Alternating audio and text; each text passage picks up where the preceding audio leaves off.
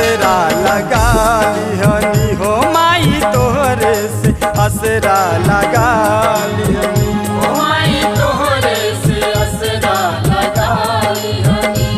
दिल जिगर जान तोह पे लुटा दिहनी प्रीत में तोहरा सब कुछ भुला दिहनी दिल में तोहरा सब कुछ भुला दिहनी। माई तोहरे से ने हम लगा लिहनी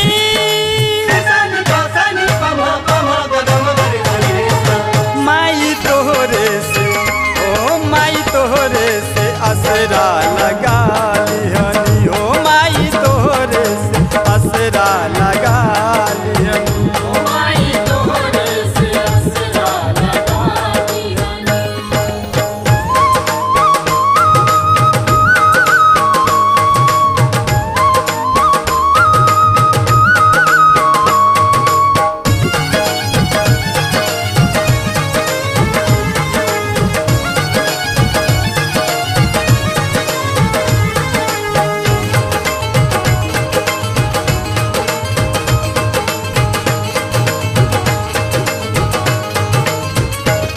निकला गे चुनरी लाल रंग निकला गे चुनरी लाल रंग निकला गे चुनरी लाल रंग निकला गे चुनरी लाल रंग। जय माता जी बोल के भक्तों भक्ति में तन अपना रंग दो जय माता जी बोल के भक्तों भक्ति में तन अपना रंग दो। रंग गए हम माई रंग में हम थावे नगरिया जाने दो निकला गे चुनरी लाल रंग निकला गे चुनरी लाल रंग। मैया के दर पे आए हम चौकट पे शीश झुकाए हम मैया के घर पे आए हम चौखट पे शीश झुकाए हम। सब कहे डालू तोहरा के आगे झोली फैलैनी हम निकला गे चुनरी लाल रंग निकला गे चुनरी लाल रंग। मन के मंदिर बसाए हम सोई किस्मत को जगाए हम मन के मंदिर को बसाए हम सोई किस्मत को जगाए हम। माई के शरण में आके हम जिंदगी के हर सुख पानी हम निकला गे चुनरी लाल